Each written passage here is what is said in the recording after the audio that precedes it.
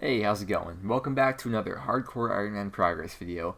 And in the last video, we finished getting all the Zaya favors, and now the next thing that I think would be good to unlock would be the Bones of Peaches spell. So right now we're just stocking up on Law Rooms so we can do the Telekinetic Theater room in there. But the main reason why I want to get Bones of Peaches isn't so much for the spell itself. I mean, it is really useful, but the main reason is because of the magic XP. And I figure if this is something we're going to have to do anyways at some point, then we might as well do it now and get as much magic XP as possible early on. So we just bought 500 law rooms from the Magic Guild, which should be more than enough to get all the points we need from the Telegrab room. Also, we started with 1 mil GP in the inventory, so we spent 124k for the 500 law rooms, which means it averages out to about 248 GP per rune, if anyone's interested. But we are now off to the Mage training arena, and we're going to start with the Telekinetic Theater, which is the Telegrab room I was just talking about. And for this one, you have to telegrab a statue around the maze to get to a marked location on the ground. And the old school wiki has the solutions to all the different puzzles. I think there's like 10 different options you could get. But even without the wiki, it's really not too hard to figure out. So you telegrab the statue around the room, and you do get the normal 43 XP as if you're normally casting telegrab. And each puzzle is 7 to 10 moves for the statue, so it's a fair bit of XP. Definitely slower than other methods, but like I said, because this is something that we have to do anyways at some point, it's good that we're knocking it out of the way when our magic level is lower. And you get 2 points for every puzzle you do, as well as 10 points for every 5th puzzle completed. And as an added bonus, you get an extra 1k magic XP for every one of those 5th puzzles too. I also didn't even realize this until I'm watching these clips now, but apparently you also get 10 law runes back for every 5th puzzle you complete too. So essentially that's like 1 out of every 5 puzzles is free. Alright, here it is. The last puzzle is now complete, and we've got the 200 telekinetic points that we need to unlock Bones of Peaches. So let's go ahead and take a look at the XP now. So we got 31k magic XP from doing this, and we averaged 16.6k XP per hour. So I mean, again, it's not amazing, but it's XP that we need to get done either way. And also, if you take a look at the stack of law runes, we used up 164. And I did make maybe 2 mistakes the whole time, but otherwise I think that's pretty accurate on how many law runes you can expect to use getting 200 telekinetic points. The next room is the Enchantment Room, and we're just going to use the highest enchant spell possible on the dragonstones in the room, because the points you get, I believe, scales up by 2 for each tier of enchant spell that you use, so we're getting 8 points per spell. The thing that's so frustrating about this is that there's so many bots that do this, and it's pretty annoying competing with them. The bots are really the only thing that make this room bad though, otherwise it goes by pretty fast because getting 48 points per empty world is pretty decent, and it wasn't too terrible to get the 2,000 points that we need. The next room that we're doing is the Alchemy Room, which we spent some time in before, but I think this one gives the most XP, and if I remember correctly, I was averaging well over 40k magic XP per hour. You gotta alch the thing that gives you the most coins, which you can see the current values in the top right, and every once in a while there's a free item too, which will still give you all the XP and coins from the alch, but you'll save the runes. And every 100 coins that you get equals 1 point, and we need 300 points for this room to unlock Bones of Peaches.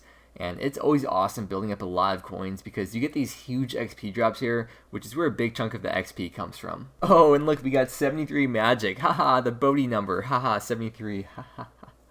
So let's talk to our progress hat to get an update and see where we're at, and everything looks good, so all we've got left to do now is the graveyard room. And now we're just finishing up the graveyard room and depositing this last inventory to get 200 points. So we're dipping now, and let's go buy our Bones of Peaches. Besides just being a requirement for the Lumbridge Hard Diary, Bones of Peaches is going to be so useful for Slayer, because now we can just bring a few runes with us for monsters that drop bones, and pretty much stay there forever. Each peach heals 8 hit points, whereas bananas would only heal 2 each, so Bones of Bananas really isn't even practical. And I actually just realized right now that I totally forgot to mention why I've been wanting to get magic up. If I tell you my level goal for magic, half of you will probably instantly know why I want to get it up and what I'm going for. So my goal level for magic is 77. And I'll give you 2 seconds to ponder why you think I'm going for 77. Okay, 2 seconds are up. The reason why I'm going for 77 magic is for the Super Glass Make spell. And this is a spell on the Lunar Spellbook which will combine buckets of sand with either soda ash or seaweed and turn it into molten glass, which is one of the best methods for crafting XP you can do as a hardcore Iron Man,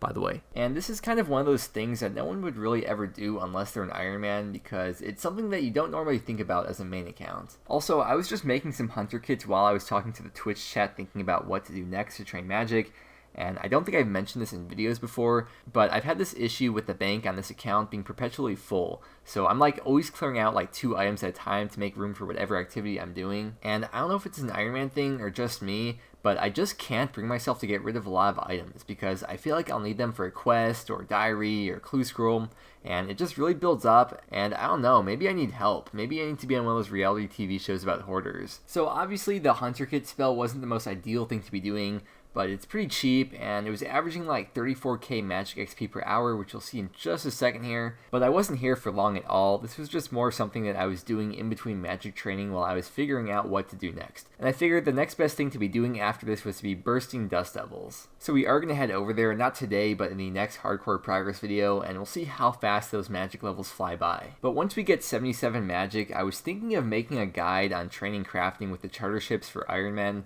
but I'm not sure if people would be all that interested in it, considering it's a pretty well-known method, but we'll see how that goes. Also, it's kind of painful knowing that one day we're going to have to go back to the mage training arena for infinity boots as well as the master wand, and that's seriously going to be the worst thing ever, especially the wand, because if I remember correctly, you have to buy the lowest tier first and then keep upgrading it from there. So yeah, not something I'm really looking forward to, but also something that's not too important at this point, I don't think. But we are going to wrap up the episode here, and in the background you can watch me buy my very first ancient staff on this account, which we're going to be using to burst Dust Devils with in the next episode, and then switching over the spellbook to ancients. But I really do hope that you've all been enjoying the progress videos, because I've been enjoying making them. Like I always say, I'm really having a lot of fun with this.